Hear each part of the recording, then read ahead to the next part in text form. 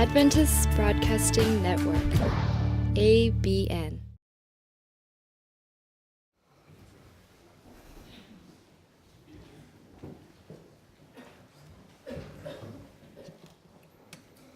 두 정장로님께 감사합니다. 기도와 사회를 통해서 은혜를 주셔서 감사합니다. 여러분 안녕히 주무셨습니까? 이제 우리가 서로 헤어질 아쉬운 순간이 서서히 다가오고 있습니다.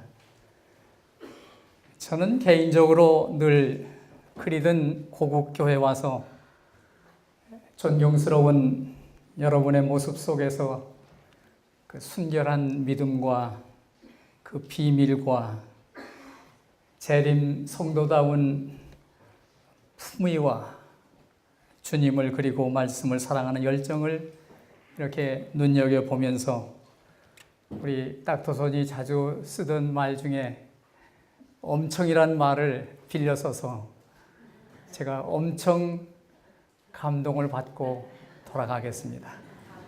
참 여러분들 훌륭하신 신앙생활하는 모습이 아름답습니다. 제가 어제 저녁 집회를 이렇게 함께 참여하면서 참 아쉬운 생각이 들었습니다. 그 아쉬운 생각은 제가 노규환 목사님을 그렇게 잘 아는 사이는 아니지만 이 노 목사님이 설교를 준비하실 때 많은 시간을 바치고 고민하고 애쓰는 사실을 제가 알고 있는데 저분이 특별히 우리들에게 전할 메시지를 가지고 오셨을 텐데 하는 그런 아쉬움이 제게 오늘 아침까지도 가시질 않습니다. 그래서 제가 끝나자마자 노 목사님 곁에 가서 아주 정중하게 목사님, 내일 새벽 기도에 목사님 대신 말씀하십시오. 그랬더니 이런 지하에 거절하는 거예요. 그래서 제가 홍 목사님에게 다시 청혼을 했습니다. 내일 아침 말씀을 노 목사님이 하셨으면 참 좋겠습니다. 그랬더니 홍 목사님도 그럴 수 없습니다 그래요.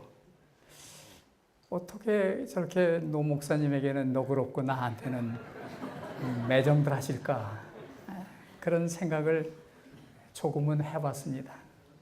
그러나 아쉬운 것은 노 목사님의 말씀을 좀 듣고 또 앞에 말씀하신 안 목사님의 말씀을 제 입으로 들었다면 얼마나 좋았을까. 왜 우리는 이렇게 아주 성숙한 그리스도인 신사도를 모를까. 그런 생각이 제게 아주 밤새도록 아쉬웠습니다. 그러나 어쩔 수 없이 서게 됐으니 송구스럽지만 여러분 앞에 선 것을 용서하시기 바랍니다. 이제 제가 말씀을 펴기 전에 잠깐 기도해도 되겠습니까? 잠깐 기도하겠습니다. 사랑의 주님, 여전히 부족하기 그지없는 저희들 지난 간밤에 주의 날개 아래 편히 쉬게 하시고 새벽과 함께 우리에게 새로운 생명을 주셨사오니 감사합니다. 오늘도 주 안에서 승리의 하루를 살도록 은총을 입혀주시고 이제 말씀을 펴겠습니다. 말씀을 통하여 말씀하여 주시옵소서. 예수님 귀하신 이름으로 기도합니다. 사도 베드로는 베드로전서 3장 15절에 너희 마음에 그리스도를 주로 삼아 거룩하게 하고 너희 속에 있는 소망에 관한 이유를 묻는 자에게는 대답할 것을 항상 예비하되 온유와 두려움으로 하고 그렇게 우리에게 말씀하십니다. 이 성경 말씀을 요즘 자주 쓰여지는 표준 세번역에는 다음과 같이 번역했습니다. 다만 여러분의 마음속에 그리스도를 주님으로 거룩하게 높이며 여러분이 가진 소망을 설명하여 주기를 바라는 사람에게는 언제나 누구에게나 답변할 수 있도록 준비하십시오. 그러나 온유와 두려움으로 답변하십시오. 이렇게 표준 세번역은 번역되어 있습니다. 여기 그리스도를 주로 삼아 그렇게 베드로는 우리에게 말씀하셨는데 이 주라는 표현을 주님이라는 뜻도 있지만 다른 성경에는 Master, 영어로 Master는 우리의 상관이라는 뜻이죠. Master, oh my Master. 삼는다는 말을 국어사전에 보면 관계를 맺기 위해서 서로 좁혀지는 상태를 삼는다 그렇게 얘기를 합니다. 아, 내가 우리 남형제를 친구로 삼았다. 우리 삼기 위해서 서로 간에 마음이 통한 얘기예요. 제가 며느리를 딸처럼 생각하고 며느리로 맞아들였다. 삼았다. 그런 표현이 삼았다는 표현인데 너희 마음에 그리스도를 주로 삼아 이제는 그리스도를 나의 주로 삼았으니 그 마스터에게 제가 할 수 있는 것은 종처럼 순종하고 따르는 거예요. 종처럼 따르는 거예요. 사도 바울은 그의 믿음을 우리의 삶 속에서 구체화되기를 바라면서 고린도후서 13장 5절에 너희가 믿음에 있는가 너희 자신을 시험하고 너희 자신을 확증하라. 예수 그리스도께서 너희 안에 계신 줄을 너희가 스스로 알지 못하느냐? 그렇지 않으면 너희가 버리운 자니라. 그렇게 말씀하셨어요. 이번 성회를 통해서 우리가 자주 말하고 들은 말은 기도의 필요성과 중요성에 대해서 우리가 강조하는 말씀을 참 많이 들었습니다. 그래서 이번 성회의 화두는 역시 기도의 필요성, 기도의 중요성 그런 얘기를 우리가 많이 했습니다. 이런 말이 전해집니다. 세상을 변화시키는 것은 위대한 사람이 아니라 세상을 변화시키는 것은 위대한 사람이 아니라 위대하신 하나님의 손에 붙들린 약한 사람이다. 그런 얘기였어요. 세상을 변화시키는 대학. 참 좋은 슬로건입니다. 대학이 세상을 변화시키나요?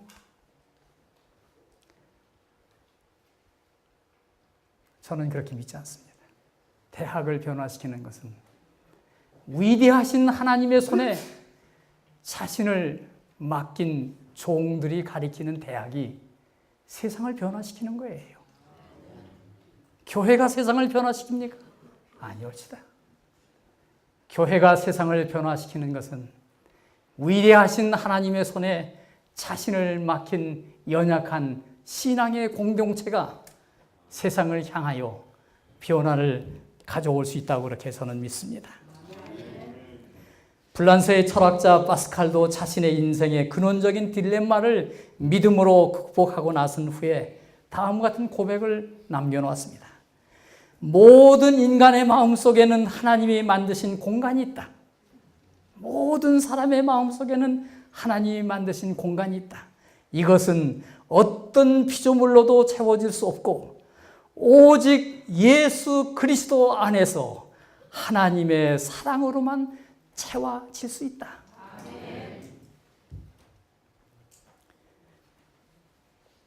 우리는 참으로 알게 모르게 여러 모양으로 병든 사회에 살고 있습니다. 이유는 서로가 서로에게 상처를 주기 때문입니다. 모두 욕구 불만을 가지고 있습니다. 그래서 각자 자기가 피해자라고 생각합니다. 상처를 호소하는 사람은 많아도 상처를 싸매주는 사람은 그리 많지 않습니다.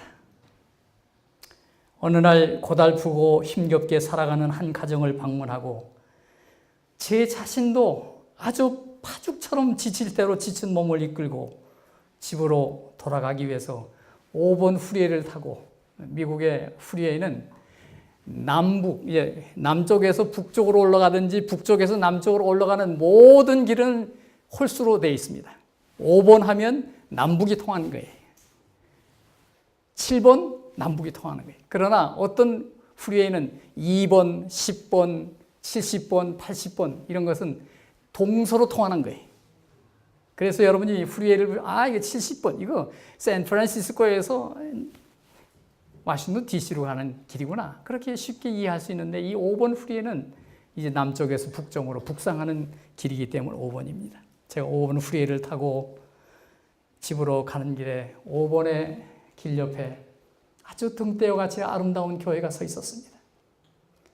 그 교회를 이렇게 바라보고 있는 저에게는 그 교회를 알리는 교회 이름이 적혀 있는 사인판이 아니라 그 사인판에 이렇게 적혀 있습니다. Jesus Christ is the answer. 예수님은 모든 인생의 해답자이시다. 그래서 제가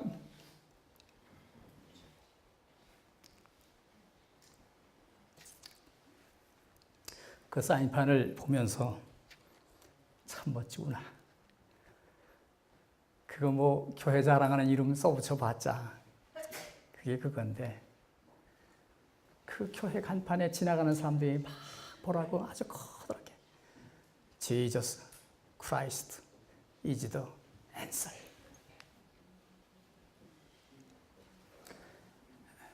간판을 보면서 제 머릿속에 주마등처럼 지나가는 성경절은 마가복음 4장에 나타난 갈릴리 호수에서 풍랑을 만난 제자들의 얘기가 떠올랐습니다. 저희가 무리를 떠나 예수를 배에 계신 그대로 모시고 가매 다른 배들도 함께 하더니 큰 광풍이 일어나며 물결이 부딪혀 배에 들어와 배에 가득하게 되었더라.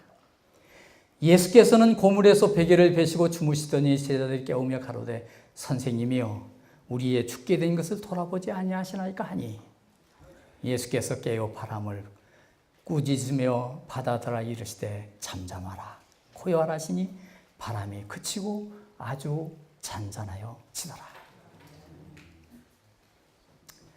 이 세상 모든 것은 종류가 있습니다. 최근 발표된 한국고용정보원에서 발표한 것을 제가 읽어보니까 한국의 직종이 몇 가지냐면 759종이 있다는 거예요.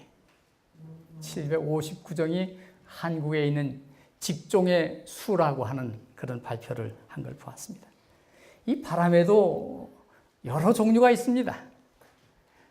어떤 학자는 바람에는 한 50가지의 종류가 있다고 그렇게 얘기합니다. 여러분 순풍하면 굴뚝에서 연기가 올라갈 때 한 15도 각도로 이렇게 연기가 꺾이면서 바람이 불 때 그때 부는 바람을 순풍이라고 합니다. 그래서 순풍의 돛단배. 쉽게 이해하시겠죠? 온풍. 그것은 굴뚝에서 나온 연기가 그냥 쫙 흔들리지 않고 하늘로 올라가는 광경을 볼 때 아하, 온풍이 부는구나. 그럼 광풍은 뭐냐? 광풍은 일명 왕바람이라고 하는데 파도가 일 때 작은 선박들이 일순간에 보이다가 또 보이지 않다가 그러면서 파고가 11m쯤 쫙 올라갔다 내려갔다 할 때에 부는 바람을 광풍이라고 그렇게 얘기를 합니다. 여기 성경에 광풍이라고 했으니 그 파도가 얼마나 셌다는 것을 여러분이 짐작하실 거예요. 인생에게는 각기 다른 풍랑을 만나며 삽니다. 저 같은 사람은 어쩌다가 이민의 풍랑을 만난 사람입니다. 어떤 이는 애정의 결핍으로 가정에 불어온 풍랑으로 고민하고 어떤 이는 자녀 때문에 당하는 풍랑을 당하고 어떤 이는 직업을 잃고 당하는 실직 때문에 당한 풍랑을 만나고 어떤 이는 외롭고 고독의 외로운 풍랑을 만나시는 분도 있고 사랑하는 아내를 앞세우고 혹은 자식을 앞세우는 사별의 풍랑을 만나시는 분들도 우리 중엔 있습니다. 어떤 이는 신앙 때문에 극심한 풍랑을 당하시는 분들도 있습니다. 저 같은 사람은 말씀드린 대로 이민의 풍랑을 만난 사람입니다. 어느 날 안식일을 준비하는 금요일 아침에 제가 마지막으로 섬기던 서울 동북교회 사택 안에 있는 작은 방에서 내일 설교할 설교를 다듬고 있었습니다. 제게 아들이 하나 있었는데 작은 5살 먹은 현석이가 자꾸 와서 칭얼거리는 거예요. 제 설교 준비에 방해가 되고 있었어요. 그래서 저희 집에 있는 부심이에게, 부심아, 얘 떼가라. 이거 목사님 설교하는 설교 준비하는데 방해가 되는데 떼가라. 그러는 순간에 바깥에서 강냉이 장사가 쩔그렁 하면서 지나가요. 그래서 얼결에 야 부심아, 그 지하실에 그 빈병이 있지 않니? 그거 주워라. 그랬더니 빈병을 꺼내서 가지고 제가 가지고 갔으면 좋은데 이 어린 제 아들이 놓칠세라. 그 강냉이 장사가 지나가니까 놓칠세라. 지가 가지고 가겠다고 막 때렸으니까 얼쏘 뺏겼죠. 그 아이가 빈병을 가지고 그 통 높은 문턱을 넘다가 그냥 넘어지면서 아주 비명을 지르길래 나가봤더니 손이 이렇게 헐렁헐렁한 거예요.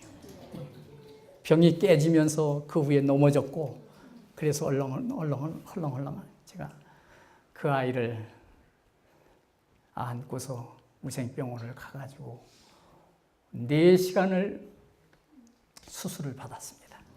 선생님이 나오시더니, 김영석 박사님 나오시더니, 유 목사님, 수술은 잘 됐지만 이 아이가 언젠가는 때가 되면 이 손가락을 다시 갈라주는 수술을 해야 될 겁니다. 지금은 우선 이게 덜렁덜렁하니까 이 맞추지 않으니까 이게 다 신경이 쫙 칼로 무베듯이 뱉기 때문에 이거 어쩔 수 없이 지그재그로 못하고 그냥 일절로 꼬매놨으니 지금은 이럴지라도 이거 주목성이 될 테니 이거 갈라줘야 되겠습니다. 제게 하나밖에 없는 아들이었습니다. 그 해가 서울 제1호 지하철이 개통되는 날이었습니다. 또 유경수 여사가 총탄에 맞아 쓰러지는 날이었습니다.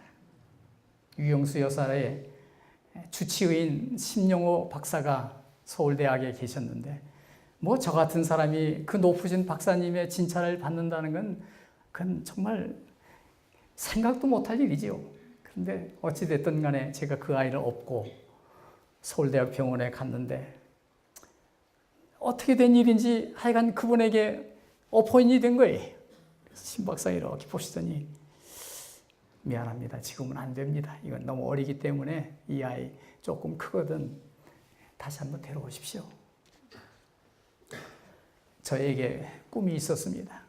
어찌하든지 이 아이를 정상적인 아이로 만들고 싶은 부모의 꿈이 있었습니다. 그래서 집사람과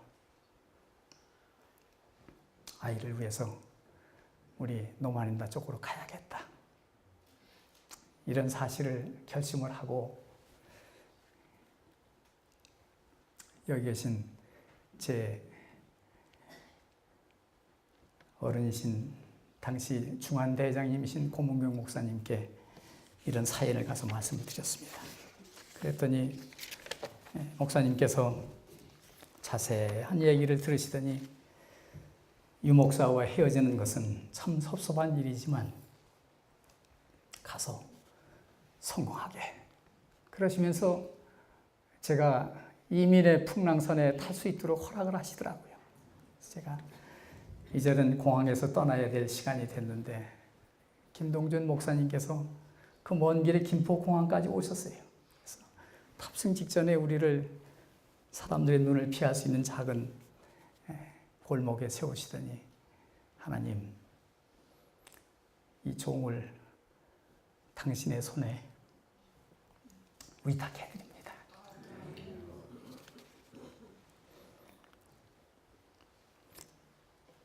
그래서 이민의 풍랑을 만난 제게 비행기를 탔습니다. 세월이 지나고 그 아이 손은 정상으로 돌아오고 그 아이가 노마린다 치대를 나와서 지금은 의사가 됐습니다. 제가 떠나기 전에 현서가 아버지 서울 그 집회가 있어서 가야 되겠는데 그랬더니 아버지 걱정하지 마세요. 그리고는 우리가 비행기를 탈 수 있도록 다 준비를 해줬습니다.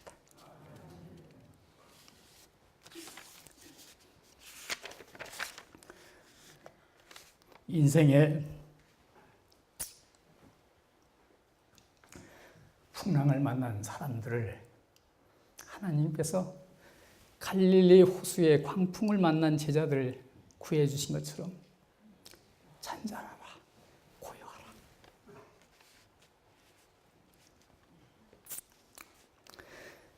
제가 좋아하는 그 사람들이 부르는 소위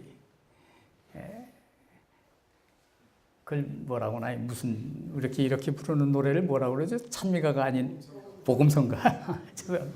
이 복음성가 중에 제가 두 개를 좋아하는데, 하나는 낮엔 해처럼 밤엔 달처럼, 그게 제가 좋아하는 복음성가 중에 하나고, 또 한 가지 복음성가는 주님 손잡고 일어서세요 하는 그런 찬송입니다. 이 주님 손잡고 일어서세요. 이 찬미를 제가 부르지 못하지만 종종 생각합니다. 왜 나만 겪는 고난이냐고 불평하지 마세요. 고난의 뒤편에 있는 주님은 주실 축복을 미리 맛보며 감사하세요.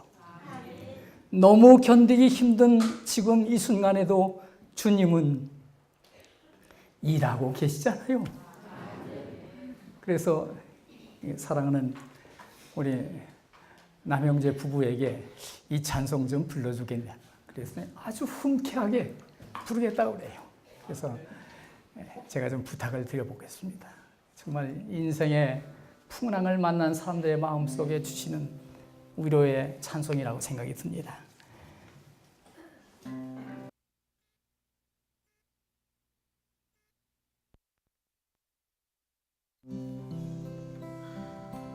왜 나만 겪는 고난이냐고 불평하지 마세요. 고난의 뒤편에 있는 주님이 주실 축복 미리 보면서 감사하세요.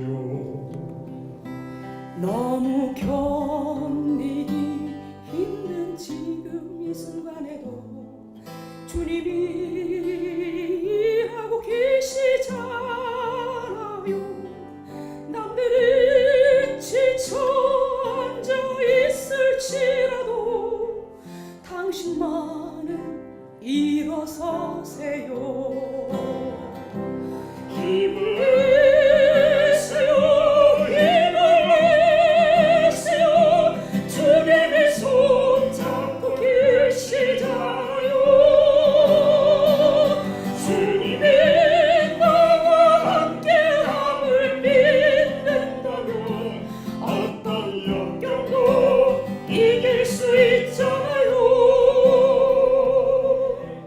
왜 이런 슬픔 찾아왔는지 원망하지 마세요.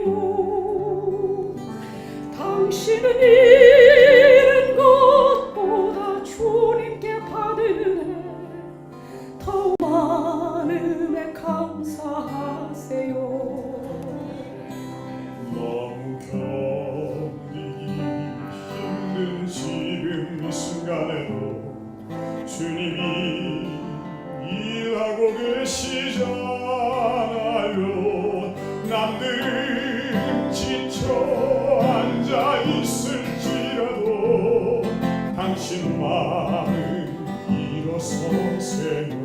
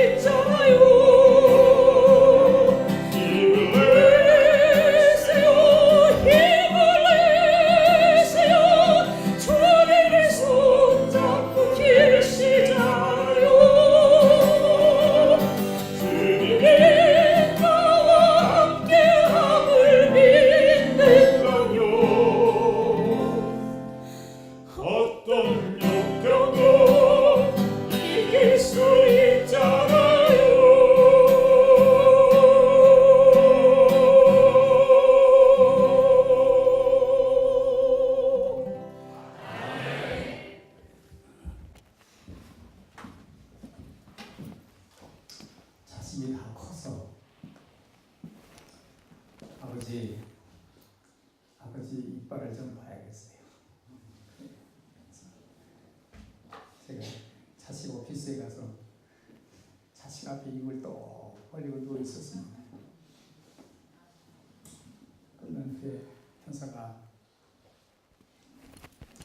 너 내 손이 무슨 손인지 아니? 하나님께서 내게 2번째 주신 손이야. 그 손을 가지고 환자들을 어떻게 대해야 되는지 너 알겠지?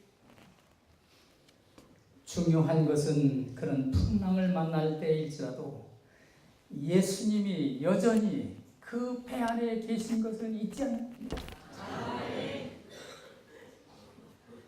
그래서 그분이 우리가 당하고 있는 어떤 풍랑도 잔잔케 해 주실 분이심을 믿는 믿음이 우리에게 중요한 것입니다.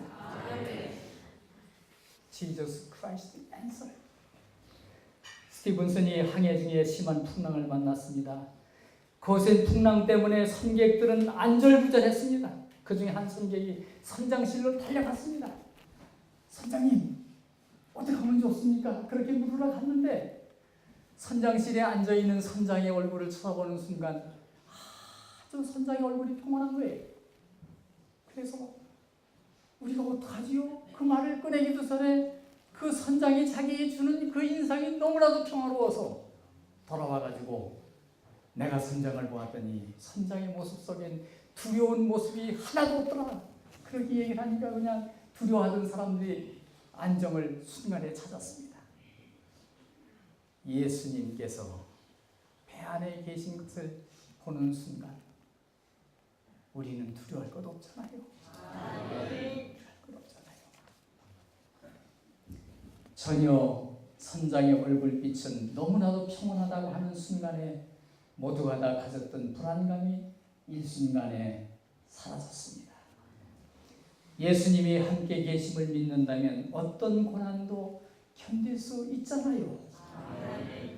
피곤하고 지친 몸으로 어느새 집에 도착했을 때 내내 저를 기다리고 있던 집사람이 저를 맞으며 당신을 필요한 사람이 필요로 하는 사람이 있다 하면서 교회 가까이 사는 집사님이 막 전화를 하셨다고 얘기했습니다.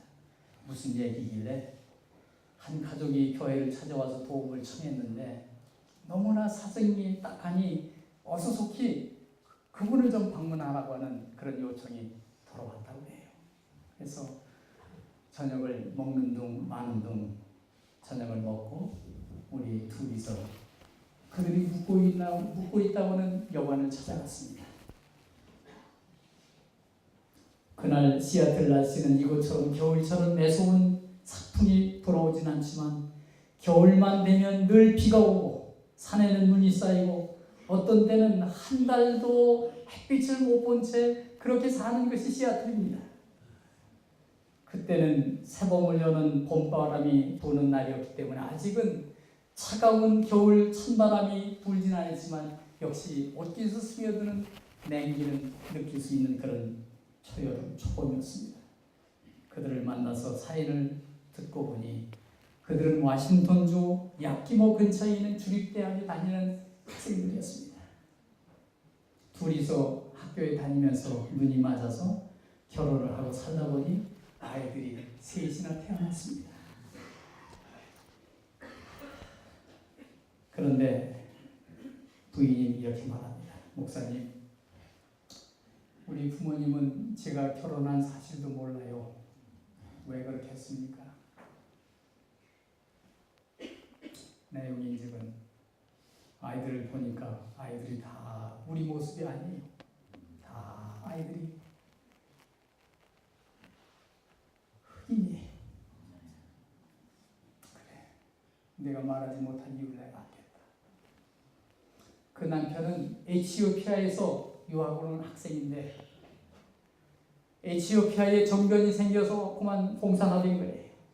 그 부모들이 아버지는 잡혀 들어가고 부모들은 연금 상태에 있는 거예요. 이제는 에티오피아로 돌아갈 수도 없는 형편이에요. 유학생들이 넉넉지 못하니까 현금을 받고 일을 했어요. 몇 푼 되지 않는 현금을 받고 식품점에 가서 일을 하는 것을 이민국 사람이 발견하고 그들에게 아주 무서운 편지가 나왔던 거예요. 14일 이내로 이 나라를 떠나라. 추방명령. 여러분, 이 디포테이션 올더라는 게 얼마나 무서운지 여러분 잘 모르시죠? 여러분 외국에 나가서 사시는 동안에 당신 내일로 떠나시오. 그런 말을 여러분이 듣는다면 여러분의 간장이 어떠시겠죠? 이건 당해본 사람이나 알 수 있고 외국에 나가 사는 사람이나 그 정서를 이해하실 거예요. 제가 아무리 그 정서를 여러분에게 잘 표현할지라도 여러분의 정서와 제 정서는 다르기 때문에 잘 이해하지 못할 거예요. 그렇기 때문에 여러분은 우리나라에 산다는 게 얼마나 행복하다는 것을 아실 겁니다. 14일 이내로 떠나시오. 이유는 불법을 범했다는 거예요. 유학생은 일할 수 없는데 일을 했고, 그런 안타까운 사회를 듣는 목사인 제 신분이 참 초라한 생각이 들었습니다. 어떻게 이런 사람들을 돕지 못하는 이런 존재가 되는지. 그래서 우리가 할 수 있는 최선의 길은 그들을 손잡고 기도하는 길밖에 없었습니다. 기도를 하고 살 길을 찾아봅시다. 만약 당신들이 이 나라를 떠나야 하는 순간에 이를 때까지 이 일이 해결이 안 되면 지금 가지고 온 모든 짐들 우리 집 그라지에 보관해 줄 테니 다시 돌아와서 그걸 가지고 쓰라고 그렇게 얘기를 했습니다. 그리고는 내일 아침에 우리가 다시 오려고 아침이 돼서 집사람이 우유도 장만하고 빵도 장만하고 그래서 우리 둘이 또 갔습니다. 가서 아이들에게 먹여주고 그리고는 기도하고 우선은 우리가 할 수 있는 일 가운데 하나는 이민국 담당자에게 편지를 써보자. 혹시라도 하는 생각을 가지고 그렇게 쓰기로 했습니다. 이제 그런 얘기를 나누고 저도 편지를 쓰기로 하고 그분도 기다리기로 하고 제가 나와서 길에 나오자마자 건너편에 언덕에 교회가 하나 있었어요. 제임스 스트리트. 그래서 저 교회에 찾아가서 마침 목사님이 거기 계셨어요. 미국인 누스란 교회 목사님이. 그래서 목사님에게 이런 사연을 얘기를 하고 당신이 젊은이들을 도와줄 수 있는 편지를 써주겠느냐고 흔쾌하게 내일 아침에 내 비서를 통해서 다 편지를 마련해 놓을 테니 찾아보라고. 그래서 그가 준비된 편지와 제가 편지를 이렇게 또 하나 준비했습니다. 그때 마침 저는 시민권을 받은 미국 시민이었습니다. 제가 편지를 이렇게 썼습니다.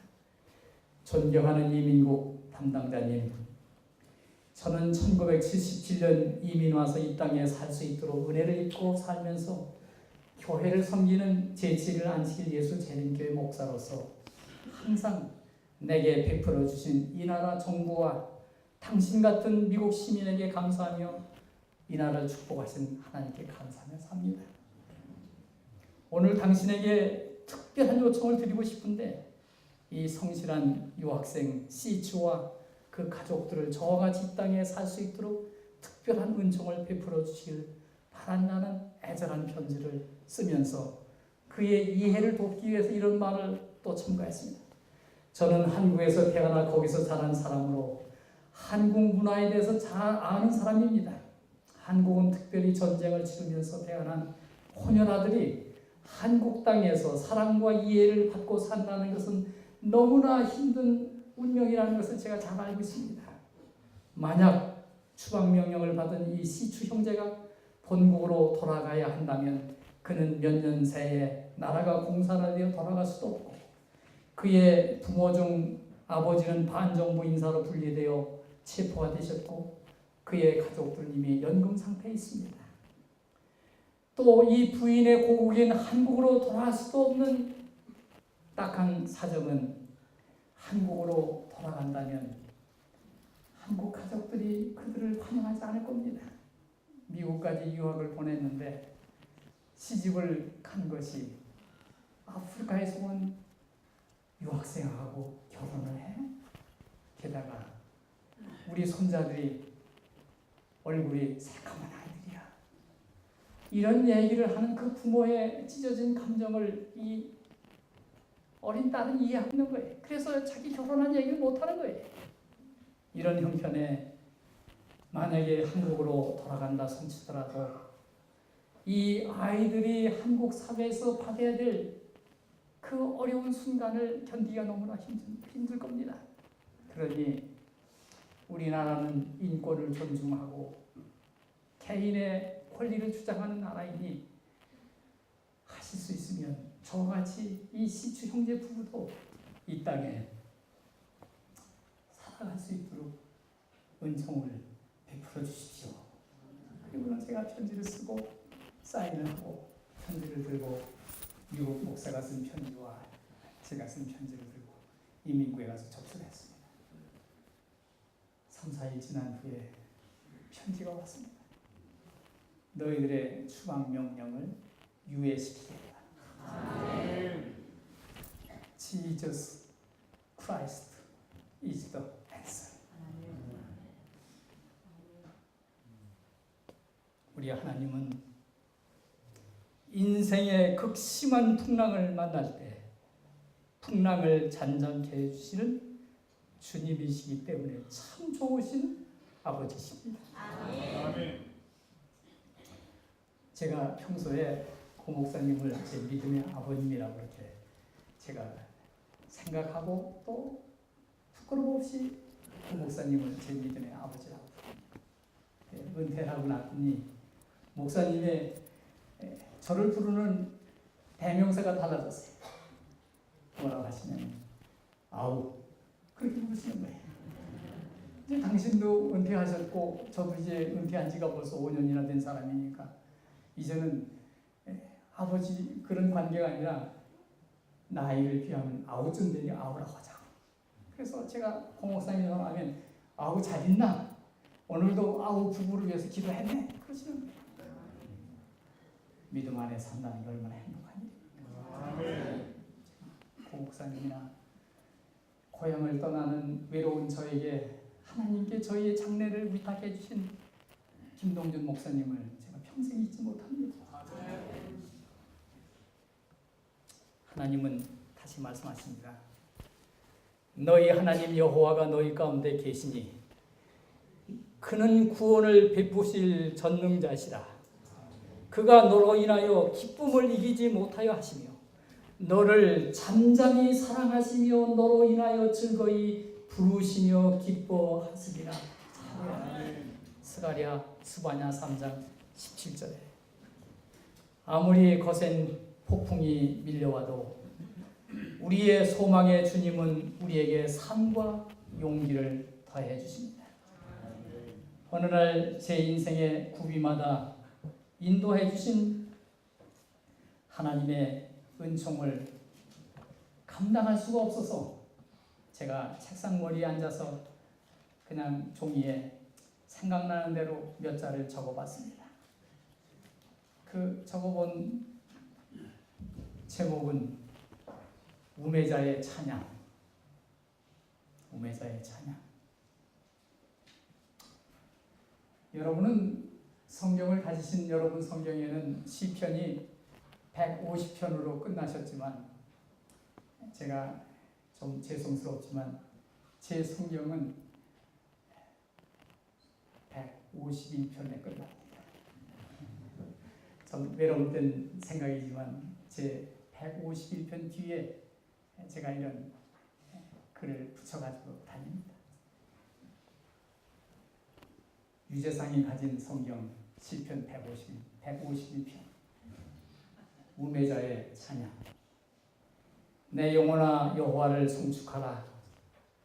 내 속에 있는 것들아 다 그 성호를 송축하라. 내 영혼아 여호와를 송축하며 그 모든 은택을 잊지 말라. 시편 103편에 있는 말씀을 제가 인용했습니다. 소자의 앞길에 평탄한 대로를 여시고 광활하고 넓은 땅을 향한 이민 항로를 여셨으며 연약하고 철없는 어린 자녀와 갈 바를 모르는 아내를 이끌 때 자비를 베푸사 살 길을 주시고 날마다 주의 착한 양떼들과 함께 살고 먹게 하실 뿐 아니라 궁핍이나 핍절함도 없이 내 잔을 넘치게 하셨으니 내 영혼아 너는 죽도록 충성하며 여호와를 송축하라.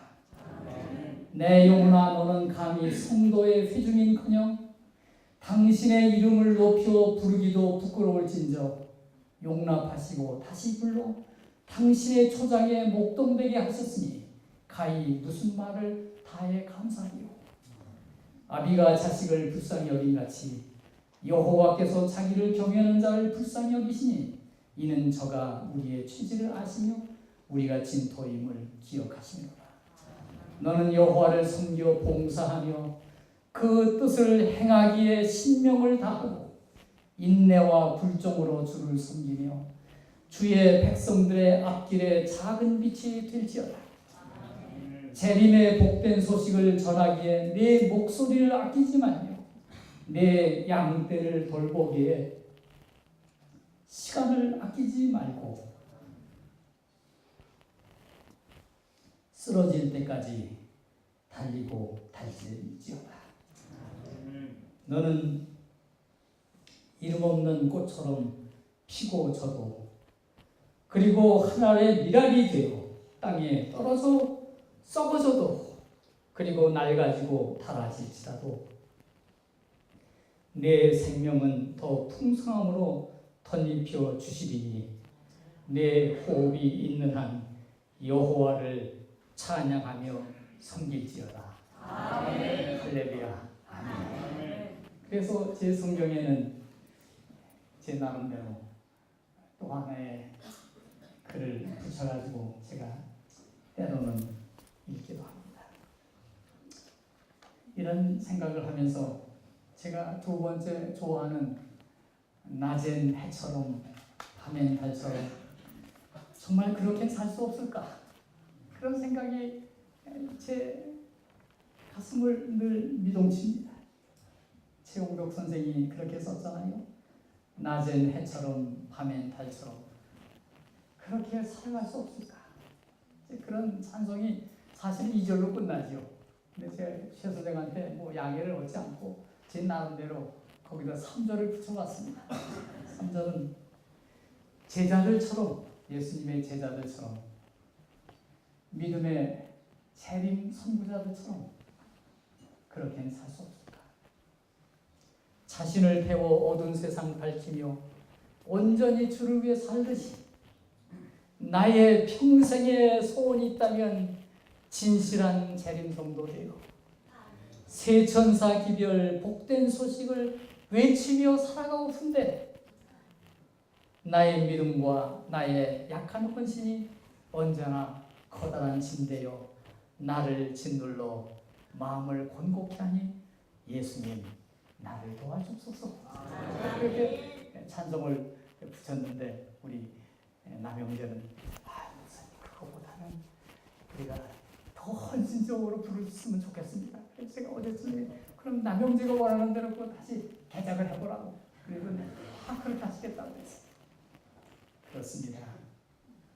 제가 사는 동네는 화이 부인이 마지막 생일을 보낸 엠스 헤븐이 저희 집에서 25분 거리에 있습니다.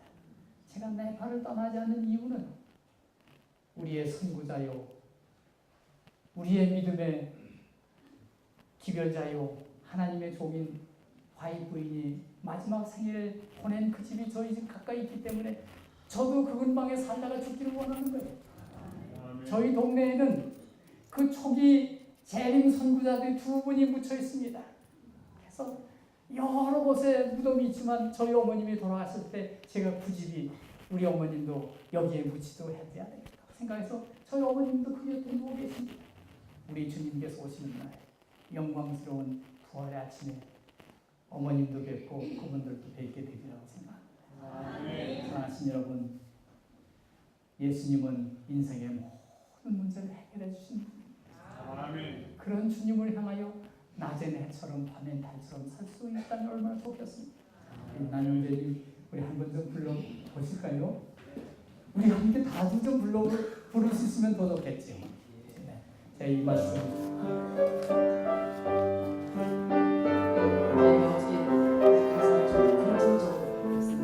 자, 1절은 저희 부부가 부르고요. 2절, 3절은 우리 목사님과 함께 여러분과 함께 같이 하겠습니다.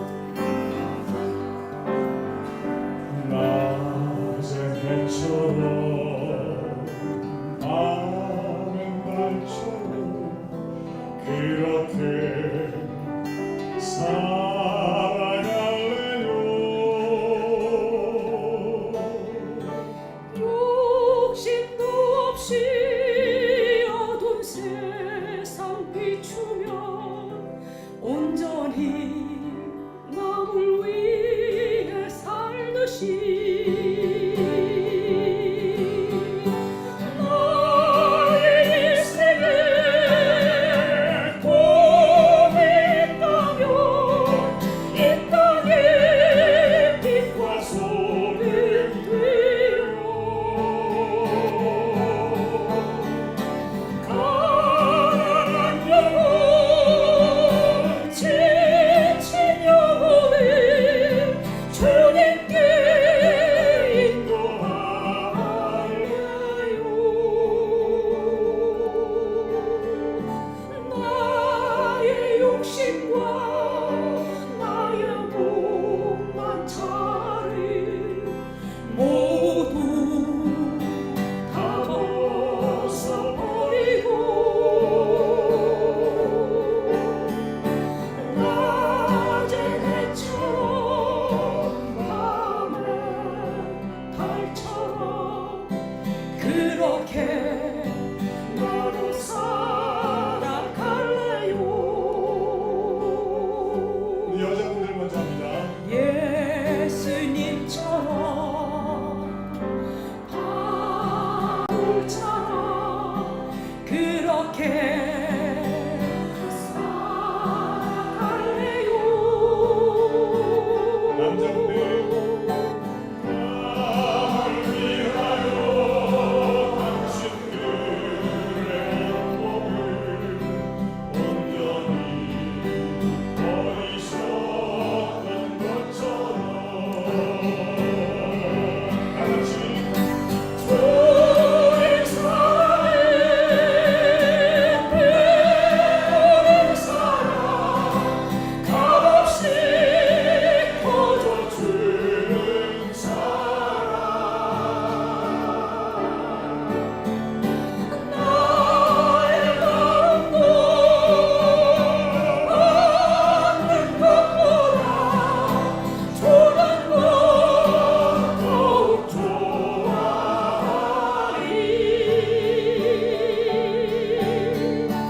나의 입술이 주님 닮아가고요. 내 맘도 주님을 닮아요.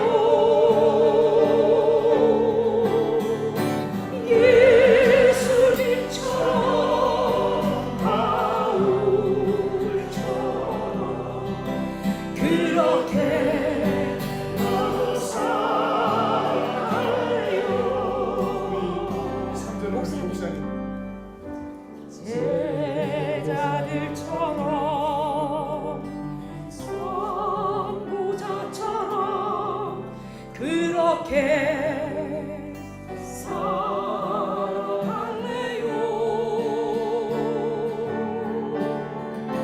자신을 태워 어두운 세상 비추며 온전히 나를 위해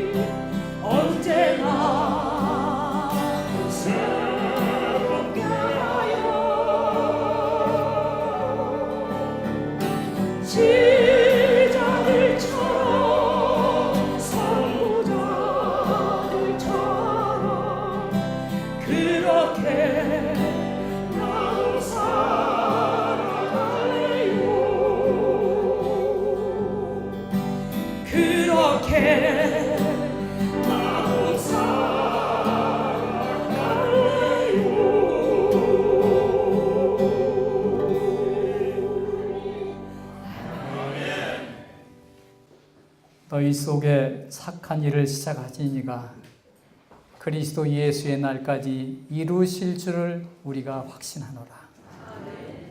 이는 내게 사는 것이 그리스도니 죽는 것도 유익하니라.